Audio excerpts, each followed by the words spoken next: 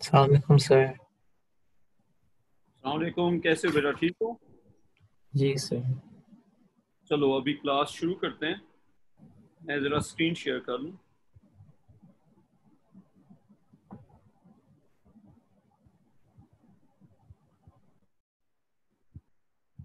अच्छा, अब जी हमने जहाँ तक कल पढ़ा था उसके आगे कंटिन्यू करते हैं। आई थिंक हमने आखिर में जो ख़त्म किया था इट वाज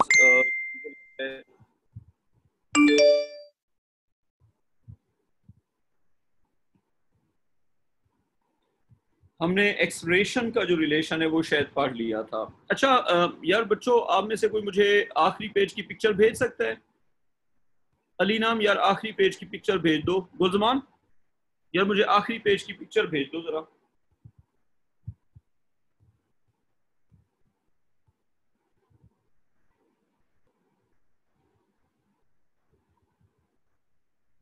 गुलजमान, मुझे आखिरी पेज की पिक्चर भेजो। ठीक है, बस हो गया हो गया। हमने एक्सप्रेशन का रिलेशन पढ़ा था। ठीक है, अब उसके बाद आगे चलते हैं।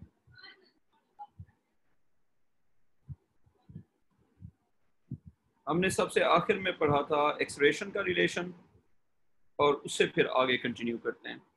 तो एक्सप्रेशन का जो रिलेशन हमने पढ़ा था वो था जी a is equal to minus omega square x. अब इसमें कुछ चीजें हैं जो हमने अंडरस्टैंड करनी है। फर्स्ट ऑफ ऑल, एक्सप्रेशन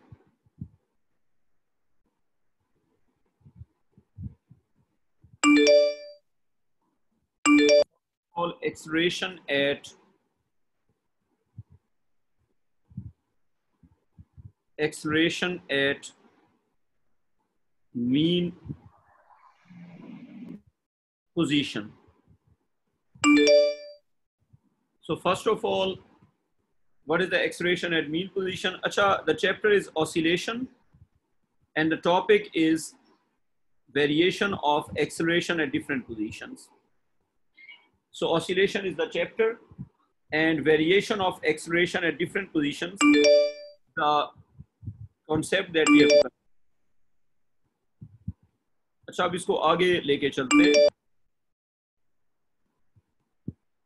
कल से यार मैं ये ऑटोमेटिक जो एंट्रेंस का ऑप्शन है वो ऑन करता हूँ, ये वरना बीप से बंदा डिस्टर्ब होता है। अच्छा, एक्सप्रेशन एट मीन पोजीशन, पहली बात ये है। बच्चों, मीन पोजीशन पे बताओ डिस्प्लेसमेंट क्या होगा? मीन पोजीशन पे डिस्प्लेसमेंट होगा जीरो होगा। जीरो होगा। एक्सलेशन के रिलेशन में अगर हम डिस्प्लेसमेंट को जीरो कोट करेंगे, minus omega square into zero, तो ये बन जाएगा a is equal to minus omega square into zero, तो ये आंसर आ जाएगा हमारे पास जीरो। तो acceleration would become 0 metre per second square. So this is acceleration at the mean position. उसके बाद एक्सलेशन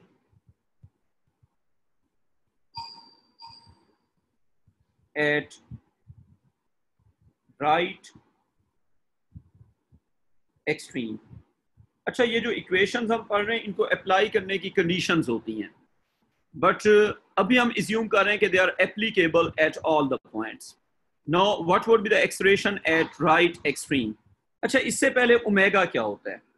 ये जो W होता है इसको हम ओमेगा पढ़ते हैं। ओमेगा होता है angular frequency, and you already know that angular frequency is actually angle covered per second, and generally it is assumed to be 2 pi over time period. So if you divide 2 pi radians over time period, it would be equal to the angular frequency or omega. ये है जी इसकी definition किसकी? Omega की। Omega हो गया जी 2 pi over time period. अब अगर आपसे पूछा जाए कि what is acceleration at right extreme, तो बच्चों राइट एक्सट्रीम पे एक्स कितना होता है? राइट एक्सट्रीम पे एक्स होता है प्लस एक्स नॉट। तो अगर हम एक्सलेशन के रिलेशन में प्लस एक्स नॉट सब्सटीट्यूट कर दें तो a is equal to minus omega square, और x की जगह आ जाएगा plus X naught. So it would become a is equal to minus omega square x naught. अच्छा, उसके बाद अगर आपसे ये कहा जाए कि what is acceleration at left extreme. अच्छा, वर्टिकल ऑसिलेशन में एक्सट्रीम की जगह राइट लेफ्ट की जगह टॉप और बॉटम आ जाएगा। अगर ऑसिलेशन वर्टिकल होगी तो उसमें it would be top extreme and it would be bottom extreme. Right now we have right extreme and we have left extreme. Now if we substitute values in that, तो we should know that इसका जो आ जाएगा वो हमारे पास होगा, बच्चों ये देखो, हमारे पास इसका जो रिलेशन बनेगा दैट वुड बी x होगा negative x not. x not is the amplitude, x naught is the amplitude, and it would become a is equal to minus omega square x. If we substitute x, it would become minus omega square. It would become minus omega square into minus x naught. So as a result, it would be a is equal to plus omega square x naught. So this is the value of acceleration at the left extreme. अच्छा, ये सारी values हम कहाँ पे use करेंगे? ये values हम use करेंगे to draw a graph for acceleration. और रिलेशन हमें ये बता रहे हैं कि acceleration and displacement are in direct proportion and their directions are opposite. अच्छा, मैं कुछ रिलेशंस लिखूंगा, आप बताएंगे कौन से रिलेशंस डायरेक्ट प्रोपोर्शन हैं और कौन से नहीं है। चलें, अगर मैं आपसे ये पूछूं, अली नाम बेटा आप बताओ, what is meant by a direct proportion? Sir, जब एक को इंक्रीज करें तो दूसरा वेरिएबल भी ऑटोमेटिकली उसके साथ इंक्रीज हो। थोड़ी ये अगर तुम इस तरह लिखोगे एग्जाम में क्रॉस लग जाएगा। थोड़ा एग्जाम पॉइंट ऑफ व्यू से क्या लिखोगे? ये इनकरेक्ट है, दोबारा बताओ। Two variables that are directly dependent on each other, ये भी इनकरेक्ट है। अच्छा, डायरेक्ट प्रोपोर्शन का मेरी बात याद रख लो, इस तरह बताओगे जैसे यू आर सेइंग कि एक को बढ़ाएंगे दूसरा बढ़ेगा, इस तरह एक्सेप्टेबल नहीं है। डायरेक्ट प्रोपोर्शन में दो बातें, अगर कोई बच्चा ये कहे कि एक वेरिएबल को बढ़ाएंगे तो दूसरा वेरिएबल उसी रेशो में बढ़ेगा, ये रेशो वाला पॉइंट आप मिस कर रहे हो। अभी भी ये डायरेक्ट प्रोपोर्शन नहीं है, अभी हम लीनियर तक पहुंचे, एक को बढ़ाने से दूसरा बढ़ेगा, ये ना डायरेक्ट प्रोपोर्शन है ना लीनियर है। एक को बढ़ाने से दूसरा सेम रेशो में बढ़ेगा, इसको हम लीनियर कहते हैं। और एक को बढ़ाने से दूसरा बढ़ेगा सेम रेशो में, और जब एक को जीरो करेंगे तो दूसरा भी जीरो हो जाएगा। ये है डायरेक्ट प्रोपोर्शन की डेफिनेशन। डायरेक्ट प्रोपोर्शन होता है basically a straight line graph passing through the origin. If you have a straight line graph passing through the origin, it is called a direct proportion.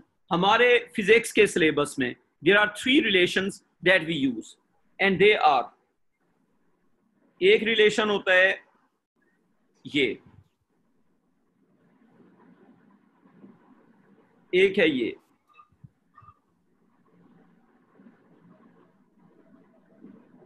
एक है ये y versus x, y versus x, y versus x,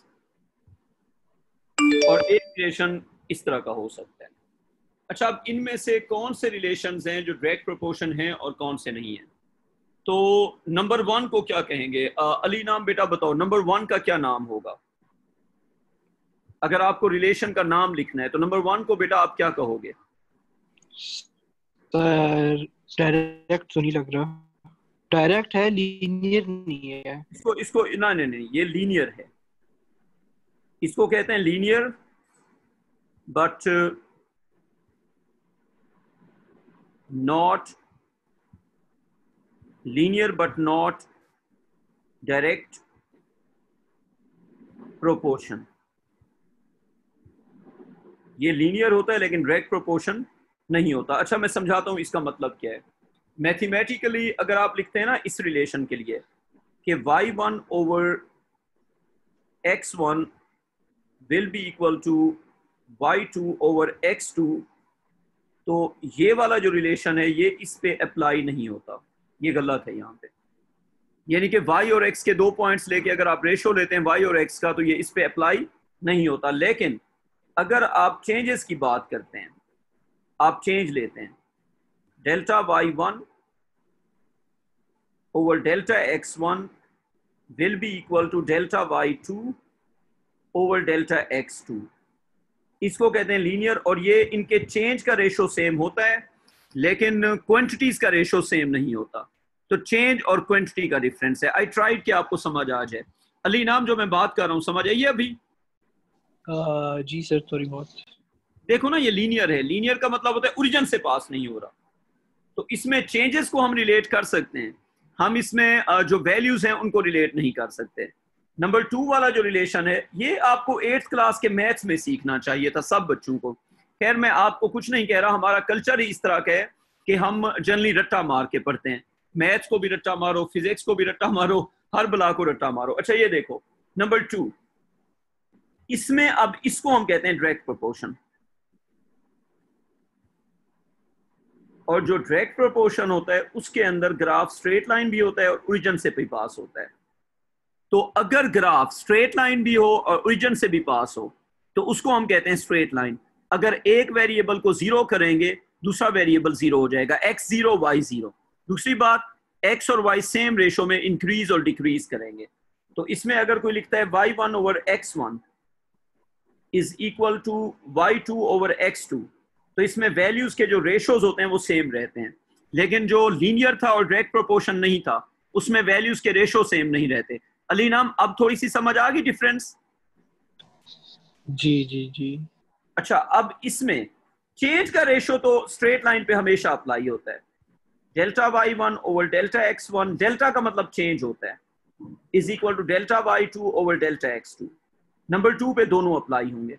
इसका मतलब है जो direct proportion होता है उसमें वैल्यूज का रेशो भी ठीक होता है, उसमें चेंजेस का रेशो भी सेम होता है, सही होता है, दोनों अप्लाई हो जाते हैं।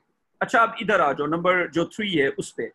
अब नंबर 3 की अगर हम बात करते हैं तो उसके अंदर ये भी ओरिजिन से भी पास हो रहा है और स्ट्रेट लाइन भी है। ये भी है जी डायरेक्ट प्रोपोर्शन। डायरेक्ट प्रोपोर्शन में y directly proportional to minus x होगा सर। हाँ हाँ, नहीं नहीं नहीं नहीं, इस तरह वो बात सुनो। जब हम डायरेक्ट प्रोपोर्शन की बात करते हैं फिर हम साइन को इग्नोर करते हैं।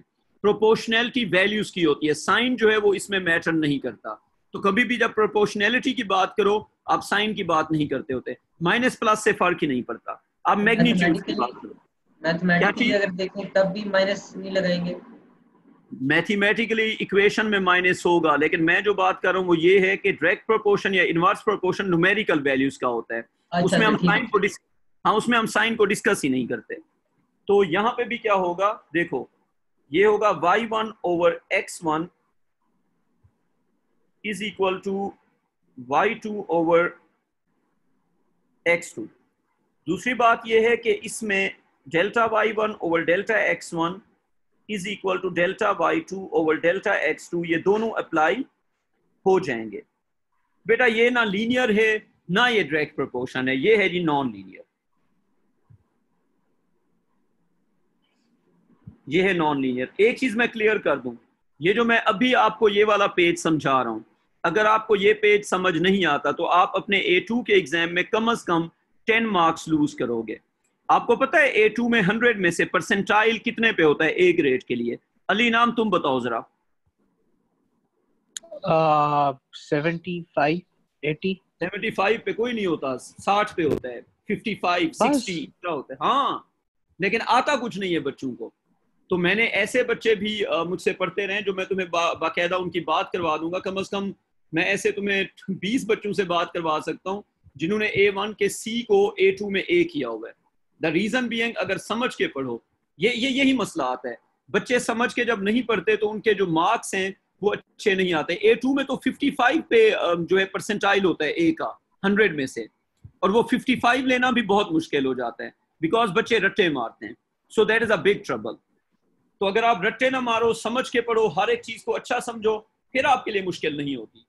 अब नॉन लीनियर पे कोई भी रिलेशन अप्लाई नहीं होगा, ना वो वाला ना ये वाला। y1 over x1 is equal to y2 over x2। जब आप फार्मूला बेस्ड पढ़ाई करते हैं तो आप फिर वो 55 भी नहीं ले पाते। जब आप समझ के पढ़ते हैं फिर आप कोई भी मार्क्स हो आप अचीव कर लेते हैं। अच्छा अब देखो, इस पे ये वाला भी अप्लाई नहीं होता।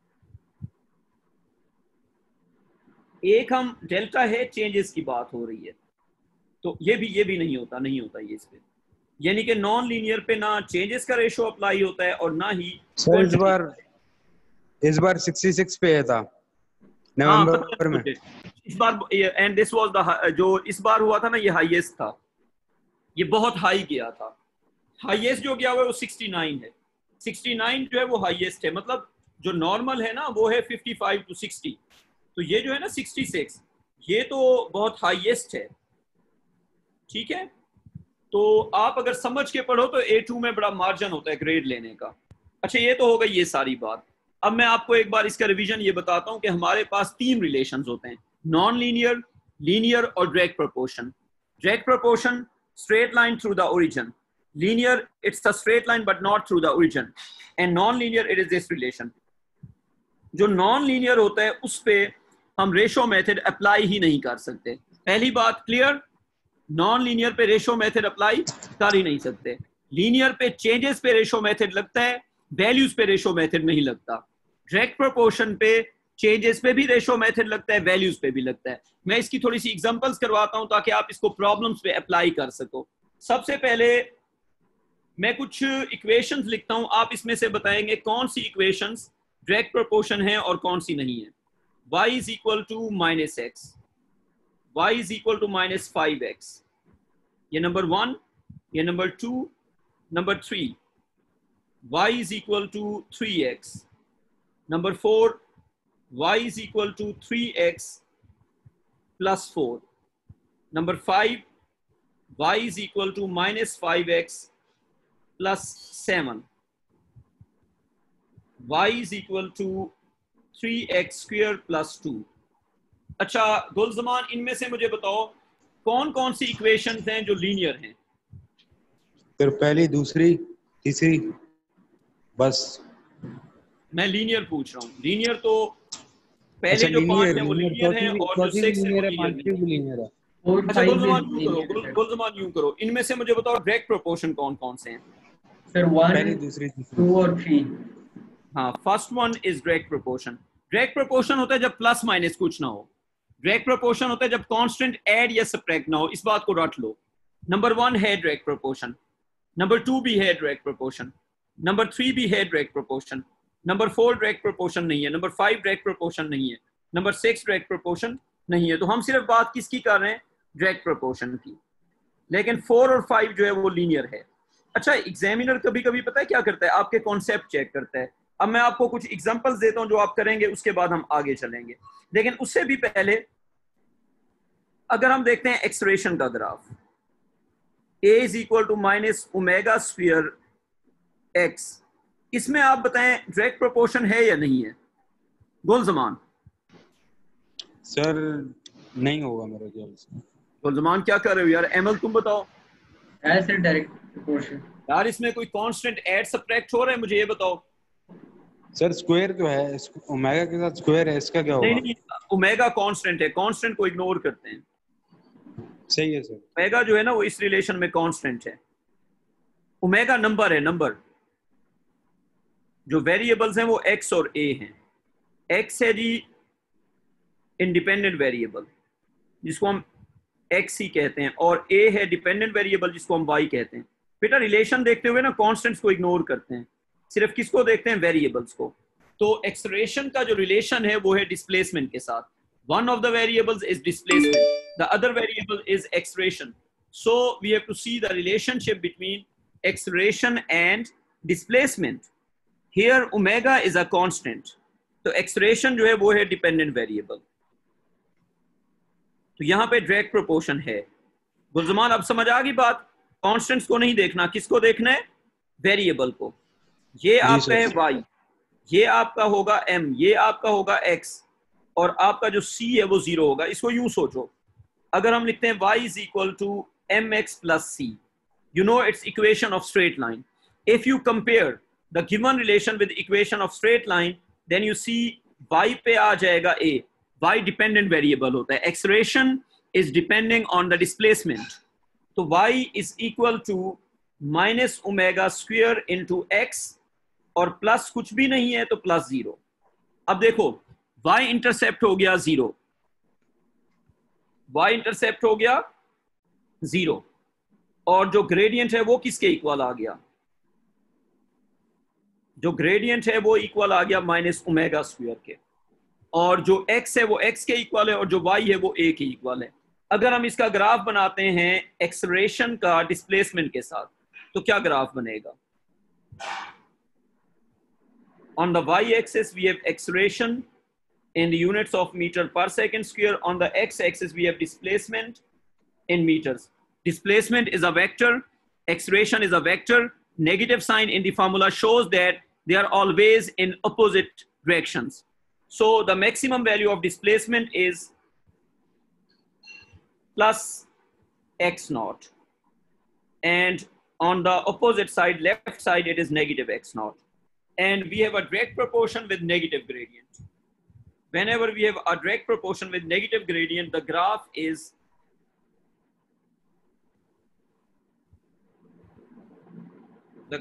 a straight line through the origin, and you see the graph is a straight line through the origin, and the extreme values of this graph are, as you see, ये वैल्यू और ये value हम पहले निकाल चुके हैं।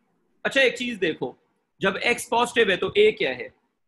जब x है बच्चों पॉजिटिव, राइट साइड पे जब डिस्प्लेसमेंट पॉजिटिव है तो एक्सेलरेशन नेगेटिव है। इसका मतलब है एक्सेलरेशन या फोर्स डिस्प्लेसमेंट के क्या होगा? अगेंस्ट होगा। इन द सेम मैनर जब x है नेगेटिव तो जो एक्सेलरेशन है वो है पॉजिटिव। इसको मैं थोड़ा सा एक्सप्लेन करता हूं, फिर इस ग्राफ पे वापस आते हैं।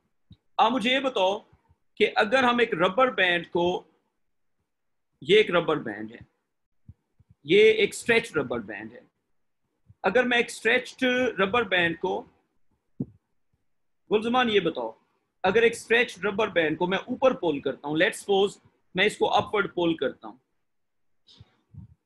जब मैं इसको अपवर्ड पुल करूंगा तो इसका जो डिस्प्लेसमेंट है वो अपवर्ड है। मुझे बताओ रबर बैंड को जब छोड़ेंगे किस तरफ जाएगा? गुलजमान सोच के बताओ। अगर मैं इसको अपवर्ड्स पुल करता हूं तो जब मैं इसको रिलीज करूंगा किधर जाएगा? गुलजमान सर नीचे की तरफ जाएगा। हाँ, ये होगा ना, जब इसको हम ऊपर की तरफ खींच के जो है नीचे पुल करेंगे तो ये क्या होगा? ये नीचे जाएगा। तो जब ये नीचे जाएगा, हसनैन तुम क्या पूछ रहे हो बेटा? Hasnain Ejaz, Hasnain Ejaz, are you asking something? अच्छा देखो, जब इसको ऊपर पुल करके छोड़ेंगे तो ये नीचे जाएगा। अब जरा सोचो, जब हम इसको ऊपर पुल करते हैं तो इसका डिस्प्लेसमेंट किस तरफ है?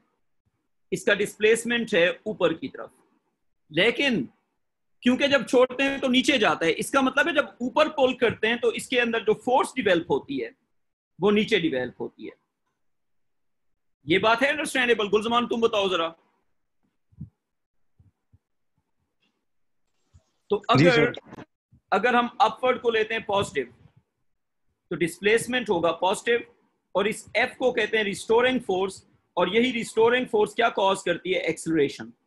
अब जरा ये सोचो कि अगर हम इसको, 1 सेकेंड यार, मेरा शायद हाथ से वो हो गया। अच्छा, अब अगर हम ये करें कि इसको ऊपर की जगह नीचे पुल करें, अब आप इसको नीचे पुल करो, फिर देखो क्या होता है। ओह, ये स्टोर नहीं हुआ था। अच्छा, आप देखो, वही वाला रबर बैंड ऊपर की जगह अगर हम इसको नीचे पुल करते हैं फिर क्या होगा? लेट्स सपोज आप इसको नीचे पुल करते हैं, आपने इसको नीचे पुल किया, तो गुलजमान जब इसको नीचे पुल करेंगे तो डिस्प्लेसमेंट होगा इसका नीचे की तरफ। तो इसमें जो रिस्टोरिंग फोर्स है, जब छोड़ेंगे तो किस तरफ जाएगा? ऊपर जाएगा। और फोर्स और एक्सेलरेशन हमेशा सेम डायरेक्शन में होते हैं। अब नीचे को अगर हम नेगेटिव लेंगे तो जो F ऊपर की तरफ है वो पॉजिटिव हो जाएगा। अब ये बात समझ आ रही है कि डिस्प्लेसमेंट और फोर्स हमेशा अपोजिट डायरेक्शन में क्यों होते हैं? गुलजमान तुम बताओ। जब हम ऊपर खींचते हैं, देखो मैं ये पूछ रहा हूं कि अगर ये रबर है, ऑसिलेशन क्या होता है? इस रबर को छोड़ दें या ऑसिलेट करेगा? अगर ये स्ट्रेच रबर है, इसको हम खींच के छोड़ देते हैं तो ये क्या करेगा? ऑसिलेट करेगा। और ऑसिलेशन इसकी किसके इन बिटवीन होगी, इन पोजीशंस के इन बिटवीन। ये ऊपर नीचे ऑसिलेट करेगा। अब जब ये ऑसिलेट करेगा, जब ये पोल होगा नीचे तो इस पे फोर्स अप्लाई होगी अपवर्ड्स, जब ये पोल होगा अपवर्ड्स इस पे फोर्स अप्लाई होगी नीचे। देखो सिंपल प्रिंसिपल है, ऑसिलेट करती हैं इलास्टिक चीजें, ये बात याद रखना। अगर कोई चीज इलास्टिक नहीं है तो वो ऑसिलेट करती ही नहीं है। So all the objects which oscillate they are elastic, and very common example of something that is elastic is a rubber band। तो मैं जो बात समझा रहा हूं वो ये है कि अगर आप एक रबर बैंड को, फर्ज करें ये एक रबर बैंड है, ये आपने बांधा हुआ है, दो पोल्स हैं या कोई वुडन चीजें उसके इन बिटवीन, ये है जी रबर बैंड, स्ट्रेच है। अब अगर आप इस रबर बैंड को फर्ज करें राइट पे खींचते हैं और छोड़ देते हैं, तो गुलजमान मुझे ये बताओ, अगर तुम इसको राइट पे खींच के छोड़ दोगे तो ये ऑसिलेट करेगा या नहीं करेगा? क्या कहते हो? सर करना चाहिए। करना चाहिए, बिल्कुल। अलीनाम आती है बात समझिए, ऑसिलेट करेगा ना, ठीक है, करना चाहिए सर। हाँ। अब मुझे बताओ, जब इसको हम राइट पे खींचते हैं तो इसका डिस्प्लेसमेंट हमने डिवेल्प किया राइट पे, तो इसके अंदर जो फोर्स डिवेल्प होती है वो बैकवर्ड होती है, जिस तरफ खींचते हैं उसके अगेंस्ट होती है। इसको छोड़ेंगे या वापस जाएगा, तो इसके अंदर जो फोर्स होगी वही फोर्स इसका एक्सेलरेशन डिवेल्प करती है, और वो फोर्स होती है इस तरफ, छोड़ते हैं तो वापस जाता है। तो जब डिस्प्लेसमेंट पॉजिटिव होता है तो फोर्स नेगेटिव होती है, और यही फोर्स एक्सेलरेशन डिवेल्प करती है। तो जब फोर्स होगी नेगेटिव तो एक्सेलरेशन भी क्या होगा, एक्सेलरेशन भी, मैं एरो नहीं बना रहा, तो एक्सेलरेशन भी क्या होगा, नेगेटिव। फोर्स और एक्सेलरेशन हमेशा सेम डायरेक्शन में होते हैं। अब अगर आप इसको राइट की जगह लेफ्ट पे पुल करते हैं तो फिर इसका जो डिस्प्लेसमेंट है वो होगा लेफ्ट पे। तो अगर इसका डिस्प्लेसमेंट लेफ्ट पे होगा तो वो नेगेटिव होगा। उस वक्त जो फोर्स है वो किस तरफ होगी, राइट पे, और यही फोर्स क्या कॉज करेगी, एक्सेलरेशन। तो फोर्स होगी राइट पे और यही फोर्स क्या कॉज करेगी, एक्सेलरेशन। अली नाम, तुम्हें ये एग्जांपल है क्लियर? Yes sir. उस्मान बेटा आपको? जी सर। गुड।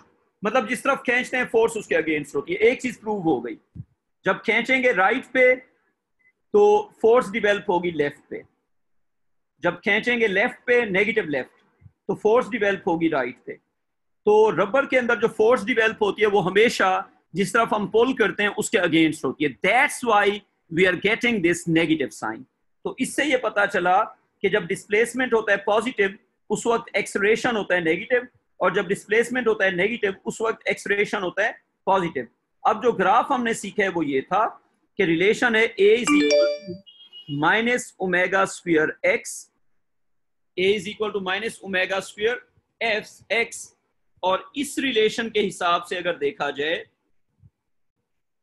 तो एक्सेलरेशन का जो ग्राफ बनेगा डिस्प्लेसमेंट के साथ,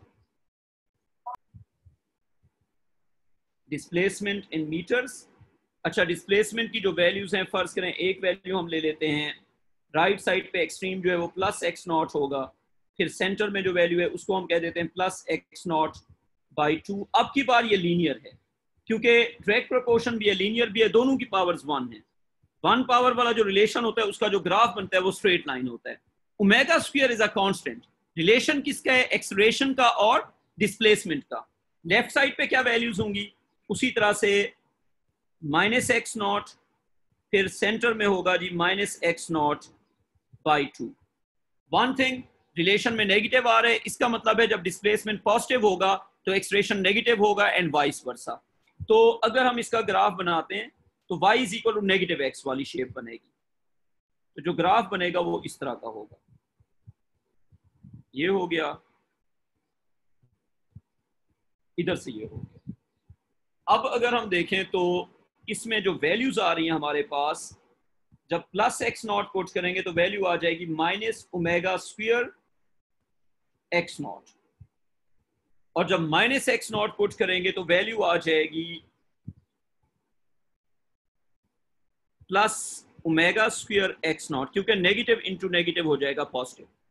इसका मतलब ये हुआ कि जब डिस्प्लेसमेंट होगा लेफ्ट साइड पे, जब डिस्प्लेसमेंट होगा लेफ्ट साइड पे, उस वक्त जो एक्सेलरेशन है वो होगा जी राइट साइड पे, और इस तरफ जाते हुए एक्सेलरेशन की जो मैग्नीट्यूड है वो बड़ी होती जा रही है।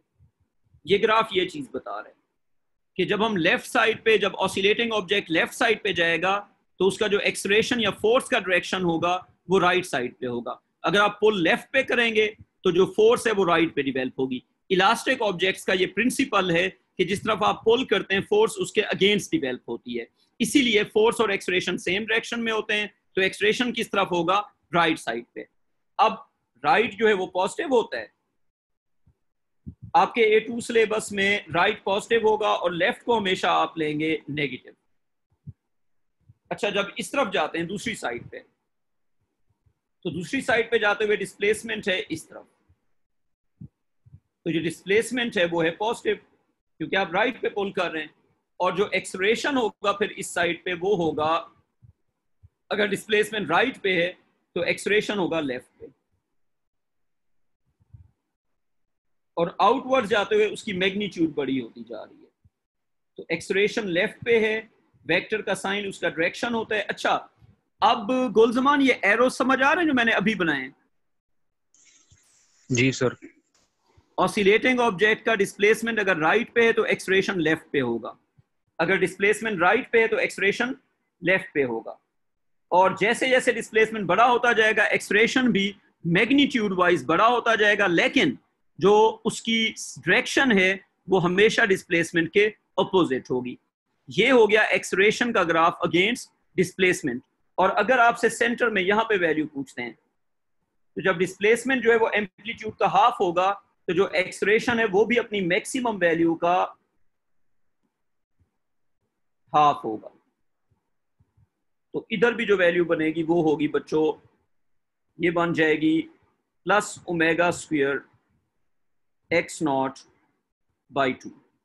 ये वैल्यू बन जाएगी plus omega square x not by 2। बच्चों ग्राफ बना लिया यहां तक? अच्छा, अब हम एक एग्जांपल करते हैं। एक एग्जांपल लिखो,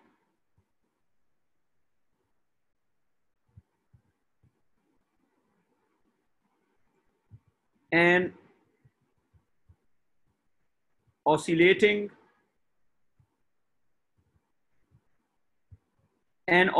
object, थोड़ा फास्ट लिखना है, has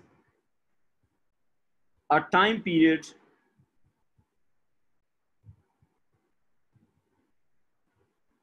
an oscillating object has a time period of 2 milliseconds and amplitude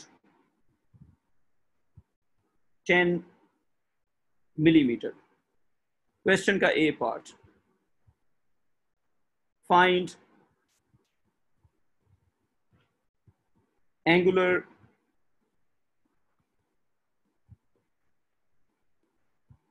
frequency, find angular frequency। तो आप बताएं इसकी एंगुलर फ्रीक्वेंसी जो है वो कितनी होगी? सो relation for angular frequency is, angular frequency होती है एंगल पर सेकेंड, या फिर हम इसको कहते हैं 2 पाई ओवर टाइम पीरियड। तो ओमेगा इज इक्वल टू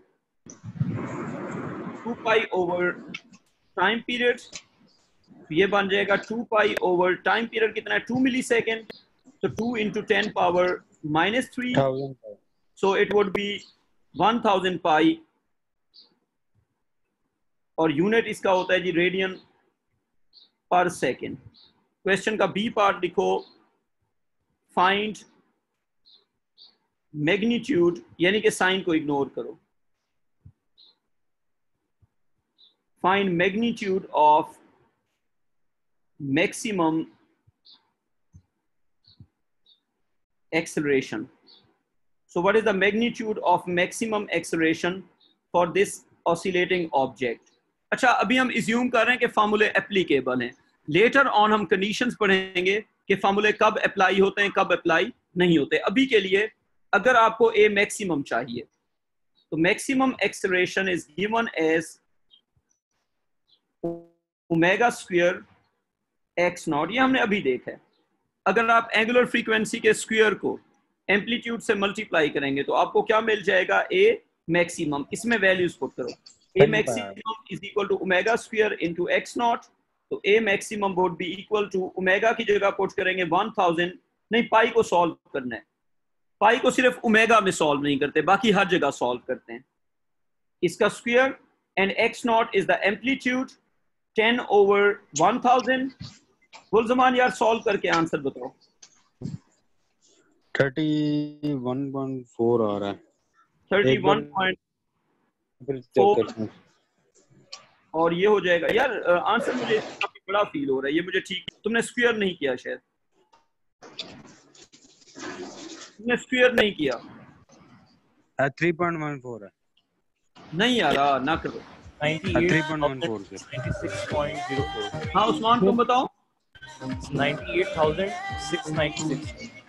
बेटा ये अपने माइक, जिसका म्यूजिक है वो माइक बंद कर ले। 98,696 और ये हो जाएगा हमारा मीटर पर सेकंड स्क्वायर। बच्चों यहाँ से आगे हम कल कंटिन्यू करेंगे। अच्छा मैं कल से ना, आप एक तो आएंगे अपने ओरिजिनल नेम के साथ, कोई भी बच्चा डिफरेंट नेम के साथ नहीं आएगा। और मैंने जूम के ऊपर एक्टिविटी मॉनिटर जो है वो इंस्टॉल करना है, और मैं कल से मॉनिटर भी आपको करूंगा। चलें बच्चों, टेक केयर, खुदा हाफिज। इसके आगे इंशाल्लाह कल कंटिन्यू करते हैं।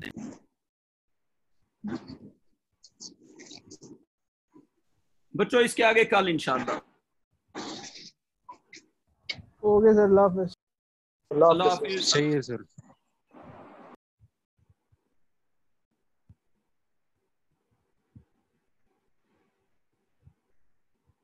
A1 हम स्टार्ट कर रहे हैं अभी 5-10 मिनट में।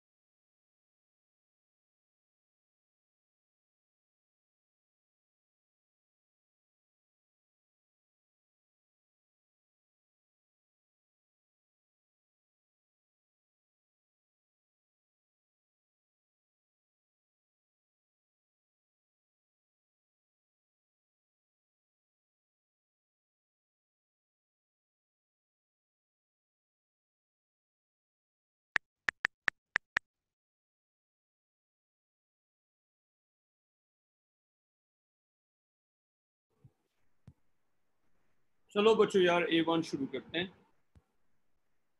मैं वो ग्रुप उसमें मैसेज कर दूं।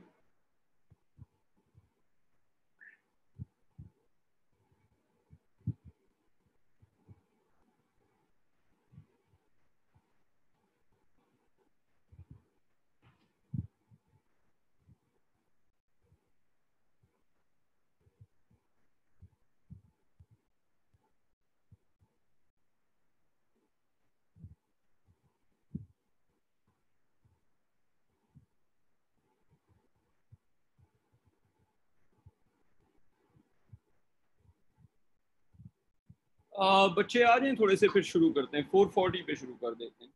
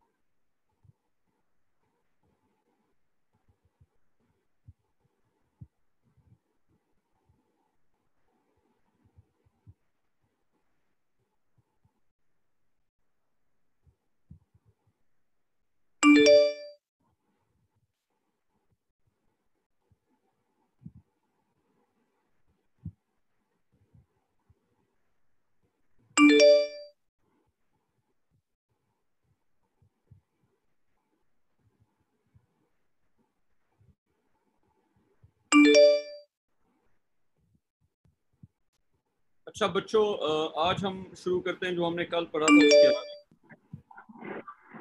तो कल हमने पढ़ा था CRO और आज हम उसके आगे कंटिन्यू करते हैं। अच्छा, CRO का बस एक पोर्शन है जो अभी रह गया है। मैंने जो कल वर्कशीट भेजी थी वो किस किस बच्चे ने की थी? Abdullah Zubair, have you open the worksheet? Sir मैंने ओपन की थी मगर अभी कंप्लीट नहीं की। अच्छा, लेकिन ओपन किया था ना उसे? हाँ जी। And do you know that मैंने उसका सोल्यूशन भी साथ भेजा था जिसमें रीजनिंग थी।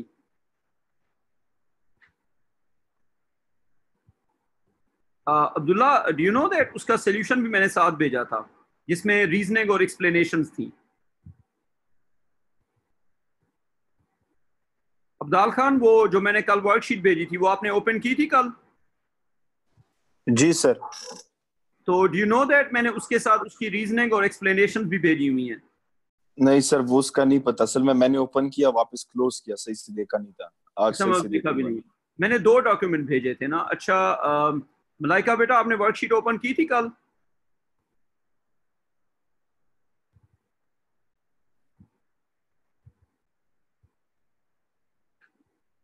मलाइका बेटा, आपको मेरी आवाज आ रही है?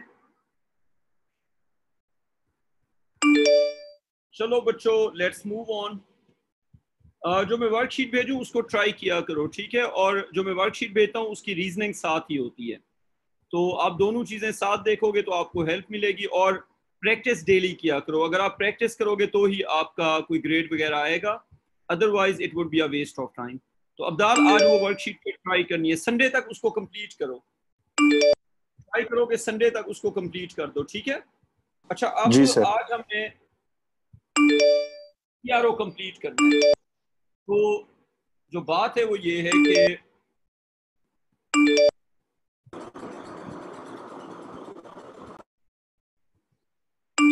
आज हमने करना है CRO कंप्लीट। मैं बच्चों को ऐड कर लूं फिर शुरू करते हैं यार, वरना नोटिफिकेशन आते हैं। मैं नोटिफिकेशन ऑफ करता हूं, किसी तरह मुझे देखना पड़ेगा।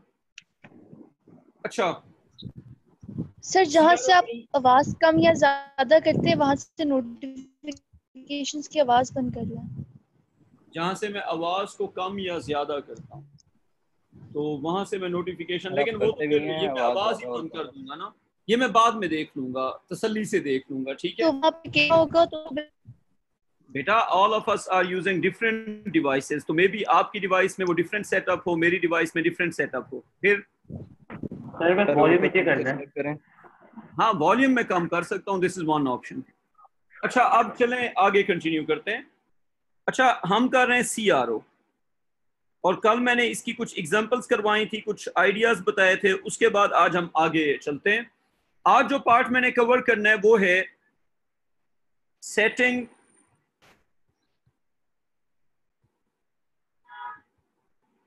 The display of a CRO। आपने थोड़ा तेज लिखना है। CRO का जो डिस्प्ले है उसको सेट करने के कुछ क्वेश्चंस आपके पास पेपर्स में है, that you have to understand कि इसका जो डिस्प्ले है उसको सेट कैसे करते हैं। अच्छा, setting the display, what this means, let's suppose you have this display.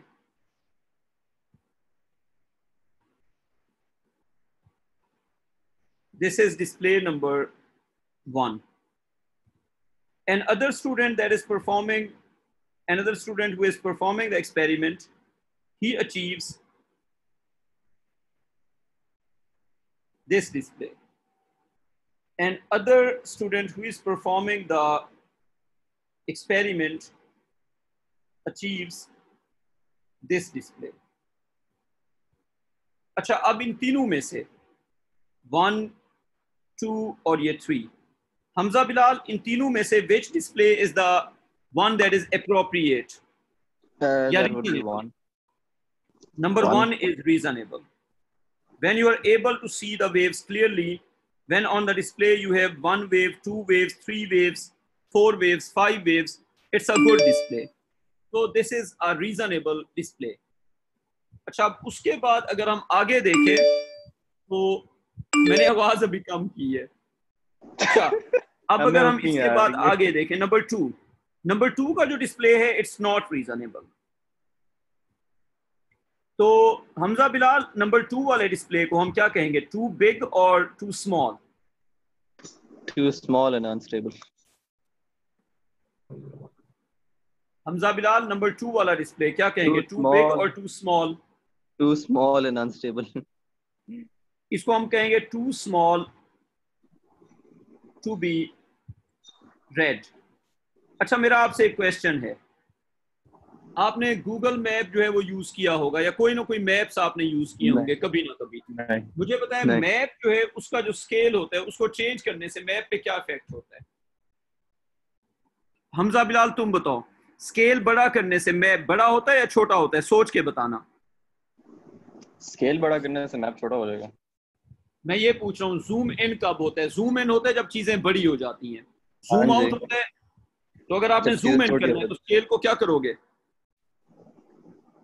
Scale बड़ा करेंगे ना। मैं तुम्हें ट्रिक बताता हूँ, बात सुनो, छोड़ो सारी बात, मैं ट्रिक बताता हूँ। मैंने स्टार्ट में तो यही कहा था कि जब रुक तो जाओ ना यार, रुक जाओ ना। ट्रिक याद रखो, जो तुम स्केल को करोगे चीजें उसका उलट होंगी।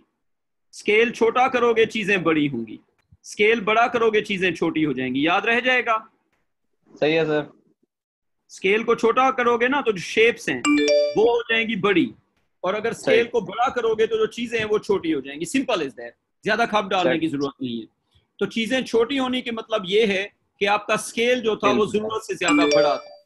तो जब आपका स्केल ज्यादा बड़ा होगा तो चीजें छोटी होंगी। तो too small to be read में आप लिखेंगे कि इसमें आपने स्केल जो था, स्केल क्या होता है, time base and voltage base. तो हम इसमें लिखेंगे कि टाइम बेस और वोल्टेज बेस जो है,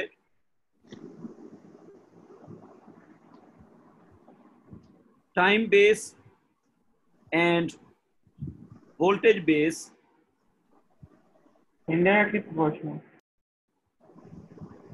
was too big। यानी कि आपका जो स्केल है वो बहुत बड़ा था, स्केल इतना बड़ा था कि आपका जो ग्राफ है वो बहुत छोटा हो गया। अब्दुल्ला जुबैर, अगर ग्राफ को छोटा करना है, जूम आउट करना है, अगर तुमने जूम आउट करना है तो स्केल को क्या करोगे, जल्दी से बताओ। छोटा करेंगे। हाँ, अगर तुमने यार जूम आउट, दोबारा सुन लो, तुमने जूम आउट करनी है, स्केल अगर जूम आउट करना तो स्केल छोटा ही होगा। नहीं, अगर तुमने जूम आउट करना है, एक सेकंड यार, हमजा रुको। जूम आउट का मतलब होता है चीजों को छोटा करना, जूम इन का मतलब होता है चीजों को बड़ा करना। जब हम जूम इन करते हैं तो मैप बड़ा हो जाता है, और जब हम जूम आउट करते हैं तो मैप में जो चीजें हैं, जो शेप्स हैं, वो छोटी हो जाती हैं। अगर आपने शेप्स को छोटा करना है तो स्केल को बड़ा करो, और अगर आपने चीजों को बड़ा करना है तो स्केल को छोटा करो। आपने उल्टा काम करना है। अब यहाँ पे क्या हुआ है, आपका जो ग्राफ है या आपकी जो वेव्स हैं वो इतनी स्मॉल हैं कि वो विजिबल ही नहीं रही हैं। तो उसकी रीजन क्या है, आपका टाइम बेस और वोल्टेज बेस जो था वो जरूरत से ज्यादा बड़ा हो गया था। अब अगर एग्जामिनर नंबर 2 में आपसे पूछे बताओ इंप्रूवमेंट क्या होगी, तो आप क्या कहेंगे, जल्दी से बताओ। टाइम बेस और वोल्टेज बेस को छोटा कर देंगे। हाँ जी, तो इसमें हम इंप्रूवमेंट लिखेंगे reduce the time base and voltage base. अच्छा, एक चीज याद रहे, वोल्टेज बेस करता है वर्टिकली इफेक्ट।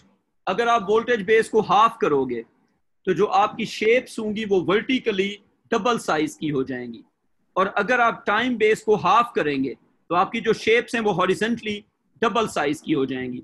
अब एक बात और याद रखो, अगर आपका एक ऑब्जेक्ट साइज में डबल हो जाए तो जो number of objects fit in हो रहे हैं वो हाफ हो जाते हैं। जैसे अगर आप चेयर का साइज डबल कर दो तो जो नंबर ऑफ चेयर्स होती हैं इन दी रूम, उनका नंबर क्या हो जाएगा, हाफ हो जाएगा। अब्दुल्ला जुबैर, ये बात समझ आती है? हाँ जी, समझ आ गई। तो होगा ये कि अगर आप टाइम बेस को करते हैं हाफ, मैं पूछता हूं, मुझे बताते जाओ। अगर मैं, अब्दुल्ला जुबैर आप बताओगे, अगर मैं टाइम बेस को हाफ करता हूं तो हॉरिजॉन्टली जो वेव का साइज है वो डबल होगा या हाफ हो जाएगा? डबल होएगा। डबल होएगा। और नंबर ऑफ वेव्स क्या हो जाएंगी? नंबर ऑफ वेव्स हाफ हो जाएंगी। नंबर ऑफ वेव्स हाफ हो जाएंगी, ये बात है। नंबर ऑफ वेव जो है वो हाफ हो जाएंगी और एक वेव का साइज क्या हो जाएगा, डबल हो जाएगा। Do you understand this? अच्छा, अब एमल मुझे तुम बताओ जरा, अगर हम वोल्टेज बेस को डबल करते हैं तो वर्टिकली जो वेव का साइज है वो हाफ होगा या डबल होगा? किस चीज को डबल कर रहे हैं सर? वोल्टेज बेस को डबल करते हैं। वोल्टेज बेस तो एम्पलीट्यूड बढ़ जाएगा ना सर उसका? तो जो वेव का, नहीं यार, मैं वोल्टेज बेस को डबल कर रहा हूं, दोबारा सोचो। जब मैं वोल्टेज बेस को डबल करूंगा, अच्छा मैं एक काम करता हूं, मैं तुम्हें इसका इफेक्ट ना फिजिकली मैं दिखा देता हूं। फिजिकली मैं इसका इफेक्ट दिखाता हूं। ये देखो, हम यूं करते हैं, हमारे पास ये एक सीआरओ का डिस्प्ले था, ठीक है जी, ये एक सीआरओ का डिस्प्ले था, ठीक है। अब इसमें आपने टाइम बेस रखा हुआ था, फर्ज करें जी 2 मिलीसेकंड पर सेकंड, 2 मिलीसेकंड पर सेंटीमीटर। टाइम बेस क्या था, 2 मिलीसेकंड पर सेंटीमीटर। अभी हम सिर्फ टाइम बेस पे डिस्कस करते हैं, वोल्टेज बेस पे नहीं जा रहे। तो इसका मतलब ये हुआ कि हर एक डिवीजन जो है उसकी जो वैल्यू है, जैसे 0, फिर 2, फिर 4, फिर 6, फिर 8, हर एक डिवीजन 1 सेंटीमीटर है। ये हम इज्यूम कर रहे हैं। 10, 12, 14, 16, 20, 22 और ये 24। फर्ज करें आप इस डिस्प्ले पे एक आवाज जो है वो उसको कनेक्ट करते हैं, और आवाज का जो टाइम पीरियड है इट इज 8 मिलीसेकंड। अब क्योंकि आवाज का टाइम पीरियड है 8 मिलीसेकंड, तो एक वेव कितने टाइम में होगी, तो एक वेव हो जाएगी 8 मिलीसेकंड में। फिर अगली वेव कहां तक होगी, 16 मिलीसेकंड में। फिर अगली वेव कहां तक होगी, 22 मिलीसेकंड में। फिर अगली वेव कहां तक होगी, इनफैक्ट 2, 4, 8 से 12, 12 से 16, 16 से आई थिंक मैंने वो नंबर ऊपर नीचे कर दिए। ये होगा फिर ये 18 था, और ये 20 था, और ये 22 था। अच्छा, अब आगे अगर हम देखते हैं तो ये बन जाएगा, फिर अगला जो वेव है वो 20 तक चला जाएगा, एंड सो ऑन। अच्छा, अब हम टाइम बेस को चेंज करते हैं, टाइम बेस को बड़ा करते हैं। लेट्स सपोज हम टाइम बेस को चेंज करके कर देते हैं, नई वैल्यू जो है टाइम बेस को हम डबल करते हैं। टाइम बेस की वैल्यू को हम डबल करके देखते हैं। अगर हम टाइम बेस की वैल्यू को चेंज करते हैं और इसको डबल कर देते हैं। फर्ज करें हम इसको कर देते हैं टाइम बेस को 4 मिलीसेकंड पर सेकंड, 4 मिलीसेकंड पर सेंटीमीटर। अब देखो अब स्केल क्या बनेगा। हमने टाइम बेस को कर दिया 4 मिलीसेकंड पर सेंटीमीटर, तो अब हमारा जो स्केल बनेगा वो होगा, ये देखो 0, फिर यहाँ पे 4 आ जाएगा, फिर यहाँ पे 8 आ जाएगा, फिर यहाँ पे 12 आ जाएगा, ये लिखते जाओ जल्दी से, फिर यहाँ पे 16 आ जाएगा। पहले जो डिवीजन था 2 मिलीसेकंड पर सेंटीमीटर, अब वही डिवीजन क्या हो गया 4, तो हमने 2 मिलीसेकंड वाले डिवीजन को क्या कर दिया 4 मिलीसेकंड, टाइम बेस को बड़ा कर दिया। अब देखो क्या इफेक्ट होगा, 16 फ्रीक्वेंसी बढ़ जाएगी। देखते हैं, ओहो फ्रीक्वेंसी नहीं बढ़ेगी। मुझे बताओ डिस्प्ले को चेंज करने से जो पीछे से आप आवाज अप्लाई कर रहे हैं क्या वो चेंज होगी? सर तो लेकिन जब ये वेव जो है ये नजदीक हो जाएगी। और यार मेरी बात तो सुन लो ना, तुम्हारा हार्ट बीट हम डिस्प्ले करते हैं एक मशीन के ऊपर, फिर हम मशीन को चेंज करते हैं। मुझे बताओ मशीन को चेंज करने से तुम्हारा हार्ट बीट का जो रेट है वो चेंज होगा? फ्रीक्वेंसी जो है वो सिग्नल की होती है, फ्रीक्वेंसी मशीन की नहीं होती। अब जो बात तुम मिस कर रहे हो वो ये है कि सिग्नल वही है, डिस्प्ले चेंज हो रहा है, तो ये कभी ना कहोगे फ्रीक्वेंसी चेंज होगी। एमएल मेरी बात समझ आ रही है? आवाज वही वाली है, डिस्प्ले चेंज हो रहा है। जब तुम कहोगे फ्रीक्वेंसी चेंज हो गई है, वो तो तुम्हारे नंबर कट जाएंगे। फ्रीक्वेंसी वही है, तुमने स्केल चेंज कर दी है। अब 24 वही वाली वेव है, सिर्फ डिस्प्ले चेंज होगा। 24, उसके बाद 28, उसके बाद 32, उसके बाद 36, उसके बाद 40 और उसके बाद 44। अब हर एक डिवीजन कितना को रिप्रेजेंट कर रहा है? 4 मिलीसेकंड को। पहले स्केल कहां तक जा रहा था? 22 तक। अब तुमने टाइम बेस को डबल किया तो स्केल कहां तक चला गया? 44 तक। अब ये वेव कैसे बनेगी? देखो 8 मिलीसेकंड में एक वेव है, तो अब भी तो एक वेव 8 मिलीसेकंड में होगी। नंबर ऑफ मुझे वेव बताओ, डबल हो जाएगा। हाँ जो शेप है वो छोटी हो गई या बड़ी हो गई? छोटी हो गई। छोटी हो गई। लेकिन if someone says that frequency बढ़ गई है, तो बेटा फ्रीक्वेंसी नहीं बढ़ी, 8 मिलीसेकंड में अब भी एक वेव है, ये तो स्केल चेंज हुआ है। एमएल तुम्हें समझ आ रही है बात? जी सर आ गई है समझ। अच्छा आप देखो फिर अगली वेव कहां तक होगी? अगली वेव होगी 16 तक। बेटा ये वही वाली वेव है, कुछ भी चेंज नहीं हुआ। क्योंकि सर अगर हम इन दोनों की फ्रीक्वेंसी निकालें तो सेम ही आएगी।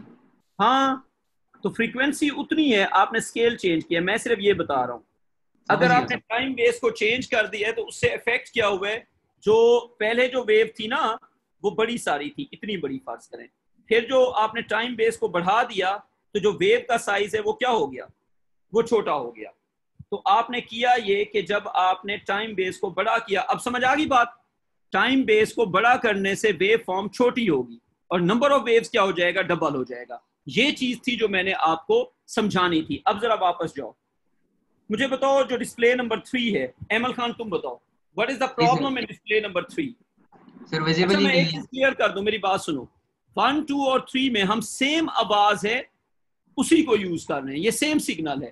फर्क सिर्फ ये है कि 1, 2 और 3 में जो स्टूडेंट्स थे दे वर डिफरेंट, उनकी जो सेटिंग्स थी वो डिफरेंट थी, तो हम सेम सिग्नल को डिफरेंट सेटिंग्स पे डिस्प्ले कर रहे हैं। इसको हम कहेंगे it is too big, it is too big to be read. And what is the problem? बताओ डिस्प्ले जो है वो बड़ा कब होता है? जब टाइम बेस और वोल्टेज बेस बहुत बड़े होते हैं या बहुत छोटे होते हैं? एमएल क्या कहोगे? सर इसमें बहुत छोटा होगा टाइम बेस, इस वजह से बहुत छोटा है। तो हम इसमें कहेंगे time base and voltage base too small, time base and voltage base is too small। और एक और बात, too small है, इसकी इंप्रूवमेंट क्या होगी?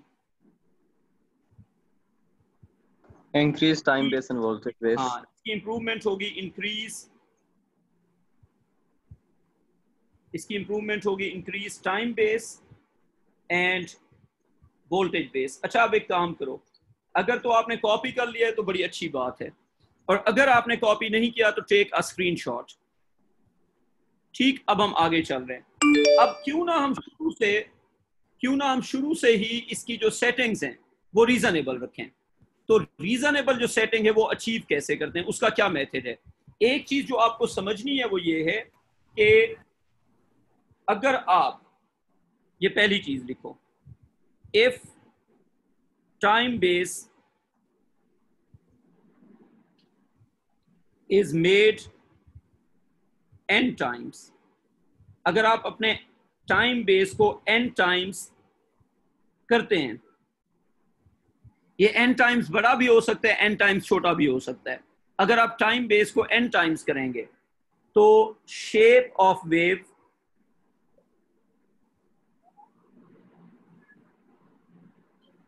will change by 1/n times. इसका मतलब ये है कि अगर आप टाइम बेस को डबल करेंगे तो शेप जो है वो आधी हो जाएगी, हाफ हो जाएगी, और अगर आप टाइम बेस को 3 टाइम्स करेंगे तो शेप का जो साइज है वो 1/3 हो जाएगा। अब्दुल्ला यही बात है ना? अब्दुल्ला जुबैर? हाँ जी हाँ जी। अच्छा, और नंबर ऑफ वेव्स पे क्या इफेक्ट होगा? नंबर ऑफ वेव्स, एक वेव छोटी हो जाएगी तो नंबर ऑफ वेव्स क्या हो जाएंगी? Will change bye n times. मतलब अगर हम टाइम बेस को डबल करेंगे तो जो वेव्स हैं, नंबर है उनका, वो डबल हो जाएगा और हर एक वेव जो है वो आधी हो जाएगी। ये है जी बात। और अगर हम वोल्टेज बेस को, if voltage base होता है scale on y axis, if voltage base is made n times, then the display will या तो compress हो जाएगा या stretch हो जाएगा, depending on कि n की वैल्यू कितना है। तो then the display will become then the display will become then the display will become 1/n times vertically। तो टाइम बेस जो है वो इफेक्ट करता है हॉरिजॉन्टली और जो वोल्टेज बेस है वो इफेक्ट करता है वर्टिकली। तो अगर आपने डिस्प्ले को चेंज करना है वर्टिकली तो आपको चेंज करना है वोल्टेज बेस, और अगर आपने डिस्प्ले को चेंज करना है हॉरिजॉन्टली तो आपको चेंज करना है टाइम बेस। यहां तक हो गई ये बात। वाई नॉट हम शुरू से एक रीजनेबल डिस्प्ले यूज करें, उसकी हम बात करते हैं। अब एक एग्जांपल करते हैं अबाउट सेटिंग अ CRO। अगर आपने पेज को कॉपी कर लिया तो बहुत अच्छी बात है, नहीं किया तो स्क्रीनशॉट ले लो। अब हम एक एग्जांपल करते हैं about setting a CRO properly. एक एग्जांपल लिखो, a wheel rotates by about 3000 revolutions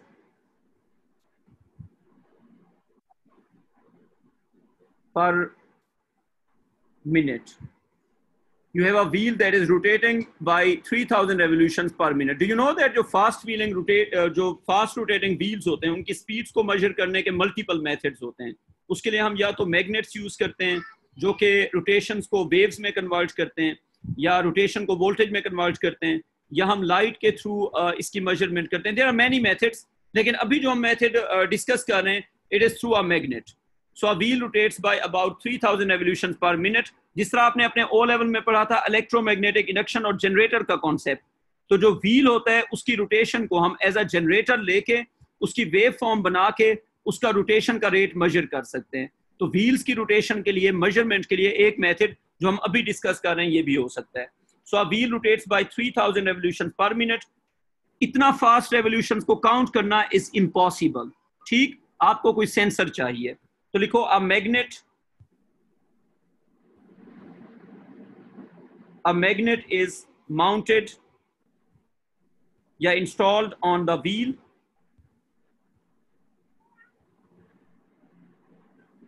It converts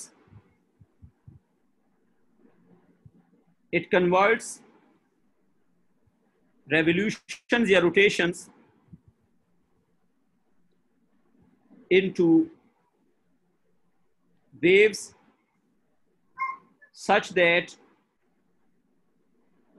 one rotation such that one rotation is converted into one wave.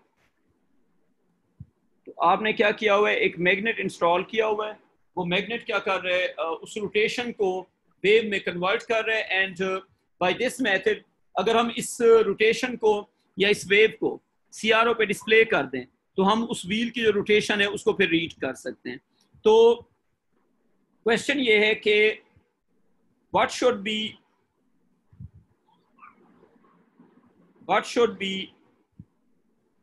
the time base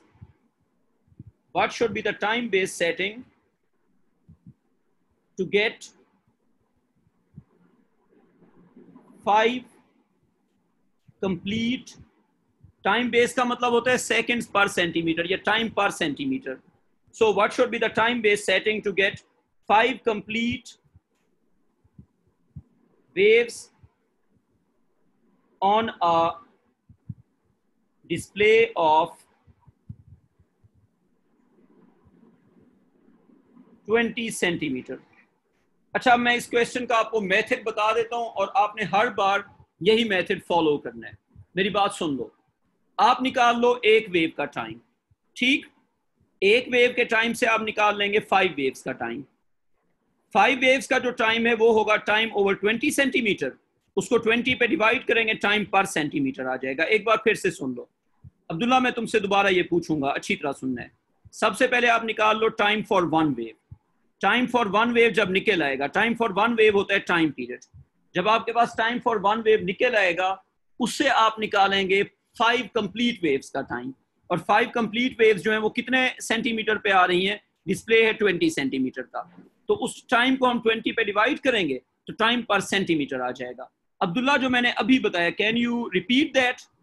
Abdullah Zubair sir, आपने कहा है कि जो आपके पहले टाइम ढूंढना है विद रेवोल्यूशन, जो एक वेव का टाइम, हाँ एक वेव का टाइम है, और फिर वो wave because it's equal to one rotation, इसे 20 से डिवाइड करना है तो फिर वो पर सेंटीमीटर का हो जाएगा टाइम। हाँ, मैं स्टेप्स लिख देता हूँ। देखो, इसके स्टेप्स ये होंगे, स्टेप्स लिख लो। जब आपको CRO की सेटिंग का क्वेश्चन आएगा तो उसके जो स्टेप्स होंगे उसमें पहला स्टेप होगा find time for one wave, find time for one wave. उसके बाद इसको हम टाइम पीरियड भी कहते हैं।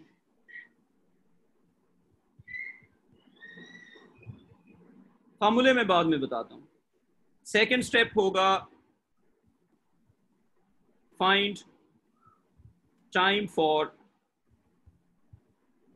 5 waves.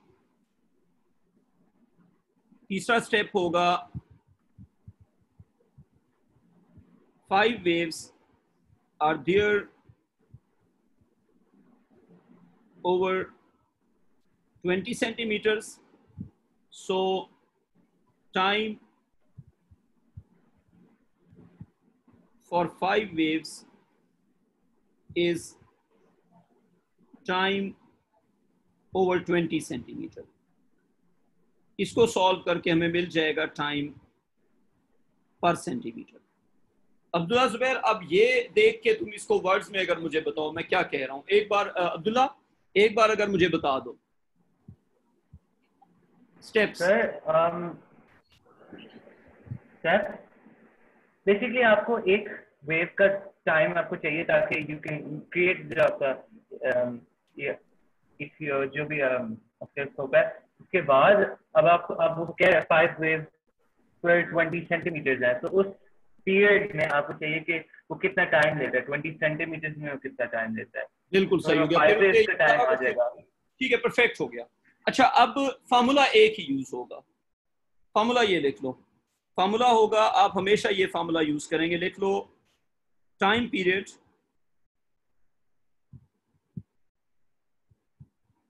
Is equal to time over, time होगा given time, so time period होगा time over number of waves, and this is the only formula that will use. अगर आप टाइम को नंबर ऑफ वेव्स पे divide कर दें तो आपको क्या मिल जाएगा बच्चों? you'll get the time period. तो अब अगर हम देखें तो it would be capital T is equal to given time over number of waves. So if you divide given time by number of waves, what you will get is the time period. यहां तक हो गई ये बात. अब जरा पीछे जाओ क्वेश्चन पे. आपको ये बताया हुआ है initial information. There are 3000 revolutions per minute. Every revolution or every rotation represents one wave. So 3000 waves are there in 1 minute. पहला स्टेप क्या होगा? इससे हम निकालेंगे टाइम पीरियड. तो टाइम पीरियड के लिए हम ये यूज करेंगे 3000. ये चीज समझो, 3000 revolutions are there in every 60 seconds. तो नंबर ऑफ वेव्स उसको हम n से रिप्रेजेंट करते हैं. n represents number of waves. Number of waves are 3000. 3000 waves are there in a given time of, you see, 60 seconds. Now this is number of waves, this is given time, and you have to calculate the time period. Time period is equal to given time over number of waves, and we'll use this formula again and again. तो अब इसमें बन जाएगा delta T हमारे पास है 60 और जो number of waves हैं वो है 3000. तो 60 over 3000. बच्चों इसका आंसर बताओ कितना आ गया? 0.02 सेकंड. 0.02 सेकंड. इसको मिली सेकंड में जरा कन्वर्ट करो. इसको मिली में कन्वर्ट करो, इनटू 1000 करो. कितना आ रहा है? 20 या 200? 2 into 10 raised power -5. ना करो यार, ये तो नहीं आ रहा. 0.02 को इनटू 1000 करना है. 0.02 को इनटू 1000 करना है. एमएल इनटू 1000 करो यार, मिली सेकंड में जा रहे हैं.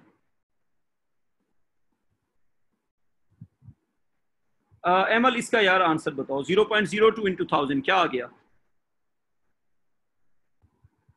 यार? कोई मुझे इसका आंसर बताओ जरा. 0.02 इंटू 1000 क्या आता है? अब्दाल सर 20. हाँ, इसका आंसर आ गया 20. आई न्यू इट लेकिन कंफर्म कर रहा था. 20 मिली सेकेंड.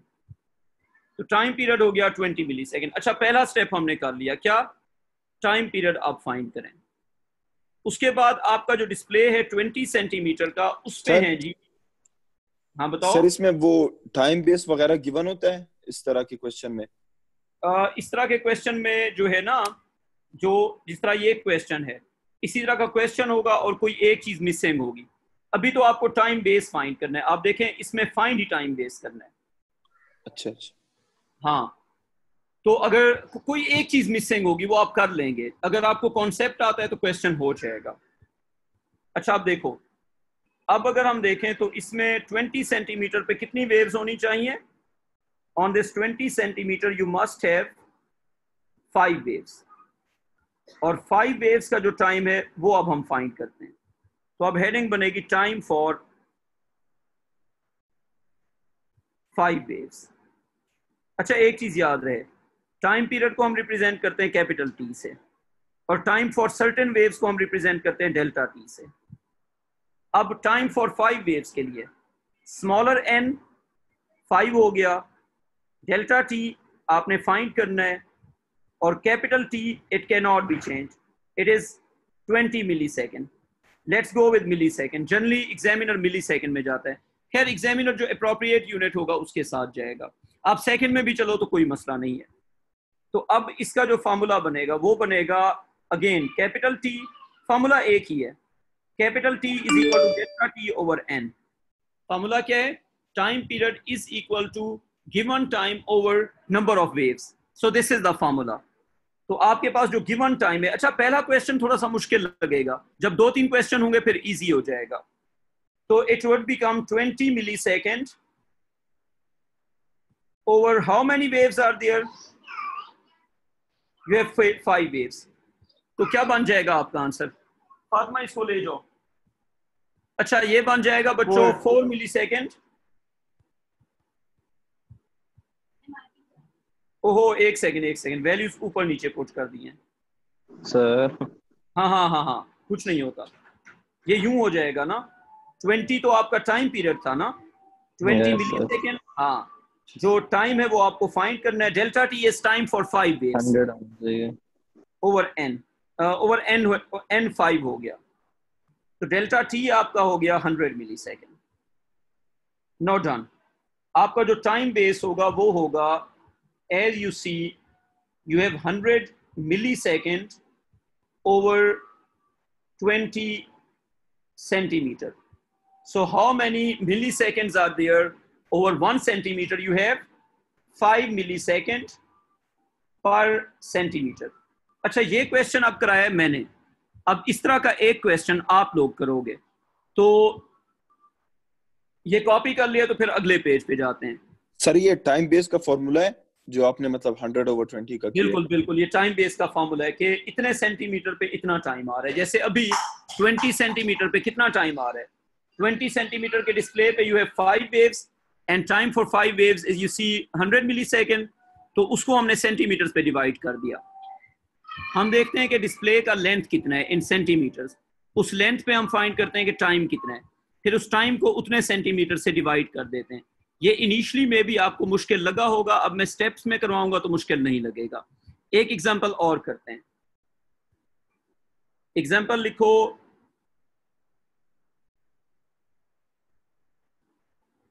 रोटेशंस। अब मैं स्टेटमेंट नहीं बस सीधी बात लिख रहा हूं। There are 6000 rotations or revolutions per minute. A wheel rotates by 6000 revolutions per minute. One revolution makes one wave. उसके बाद length या फिर width of display. Width of CRO. Width of CRO is in this example 10 centimeter. तो अब आपने बताना है time base setting. Time base setting क्या होनी चाहिए to get, what should be the time based setting to get 2 complete waves, 2 complete waves on the display. अच्छा जो मैं स्टेप्स बताऊंगा आपने यही स्टेप फॉलो करने हैं। अब मैं आपको स्टेप्स बताता हूं, आप करते जाओ। नंबर 1, आप खुद निकालो टाइम पीरियड, सब बच्चे खुद निकालो। Calculate time period. Abdullah Zubair जब आंसर आ जाए मुझे बताओ।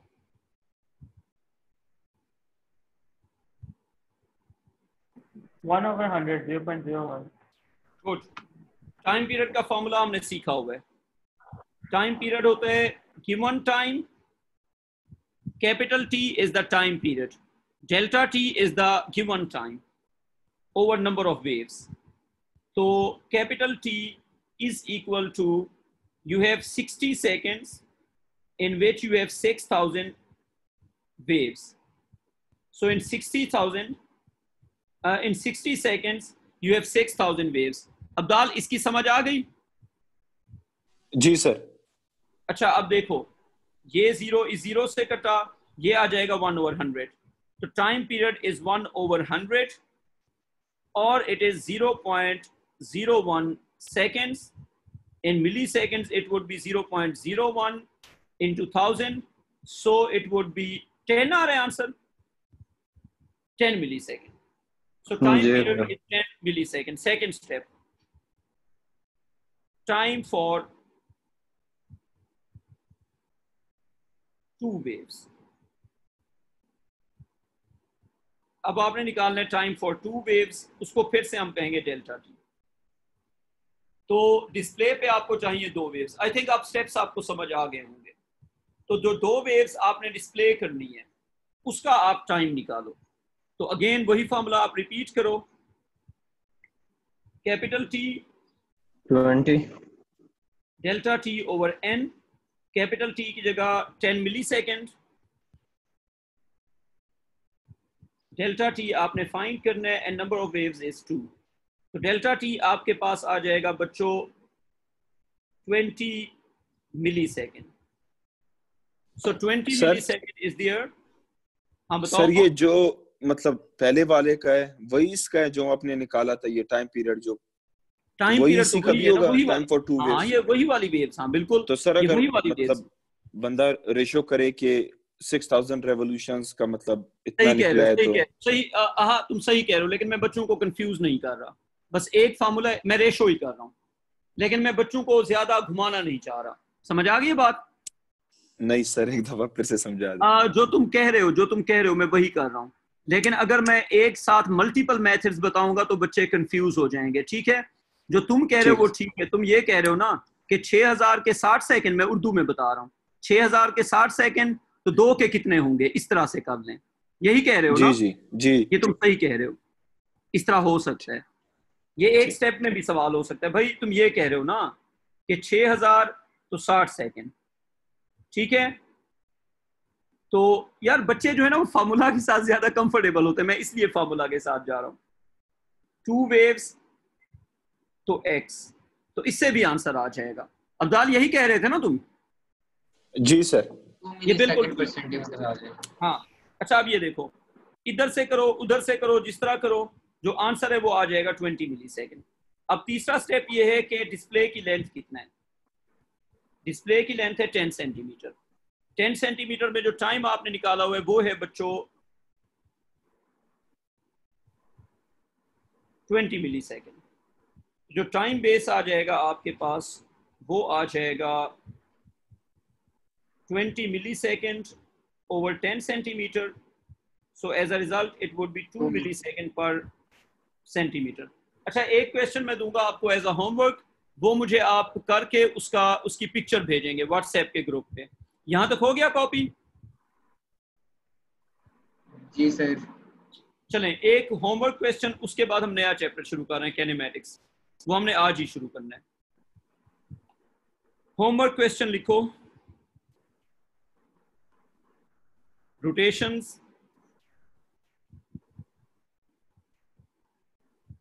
there are 3000 revolutions per minute. One revolution makes one wave. Time base setting is 0.5 millisecond per centimeter. Time base setting is 0.5 millisecond per centimeter.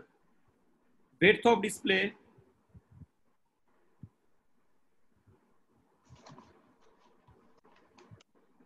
is equal to 20 centimeter.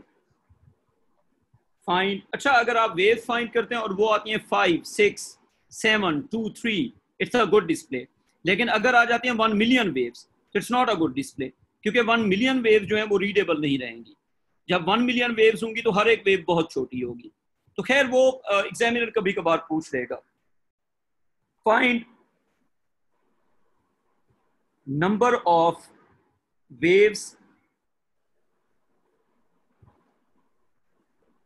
that you will see on the display. बच्चों आपने measurement की सारी worksheets इस Sunday तक complete करनी है। Sunday की night में आपने संडे की नाइट तक मुझे सेंड करनी है। तो आपने बताना है कि नंबर ऑफ वेव्स जो हैं डिस्प्ले पे कितनी होंगी। तो अब्दाल क्वेश्चन कॉपी कर लिया? जी सर। चलो जी, we are done with this chapter measurement. इसकी वर्कशीट में आपको संडे को खुद कराऊंगा, आपने खुद करनी है ट्राई। जो आपके मुश्किल क्वेश्चंस हैं या जो मुझे लगते हैं मुश्किल क्वेश्चन, वो मैं संडे को क्लास करूंगा, उसमें करा दूंगा। अभी जो हमारा अगला चैप्टर है वो है, कॉपी हो गया यहां तक?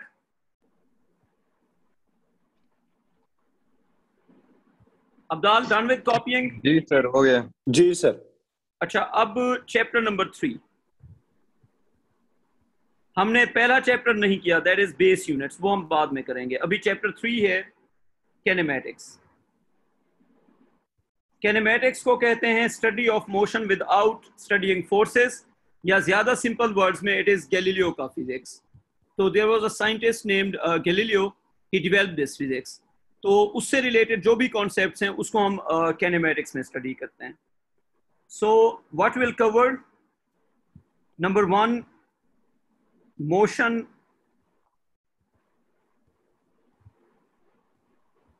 in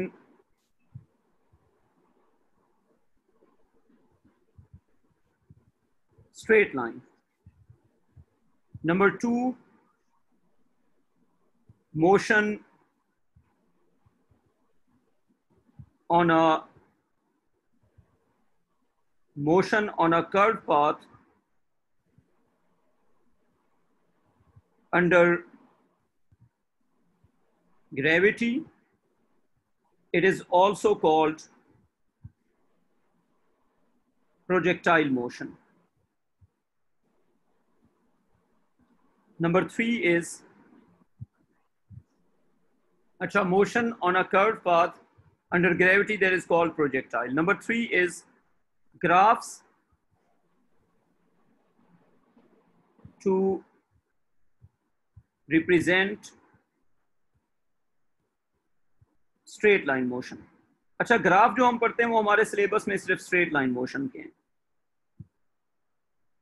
graphs to represent straight line motion. अच्छा, मैं आपको एक ओ लेवल का क्वेश्चन देता हूं, और जिस बच्चे ने मुझे कर दिया वो A स्टार स्टूडेंट, वो आपसे होगा नहीं, तो आपने उसको, बड़ा इजी क्वेश्चन होगा and you will think about that. ये आज का आपका कैनेमैटिक्स का क्वेश्चन होगा, बट फ्रॉम ओ लेवल, लेकिन आपसे होगा नहीं। ये बहुत आसान क्वेश्चन होगा जो आपके लिए ट्रबल क्रिएट करेगा। देखते हैं आप में से कितने बच्चे ये क्वेश्चन कर सकते हैं। क्वेश्चन लिखो, एन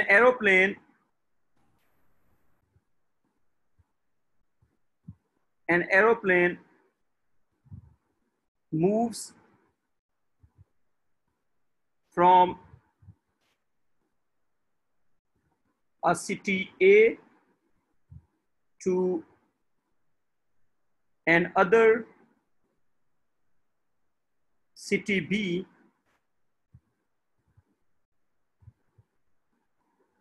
with a constant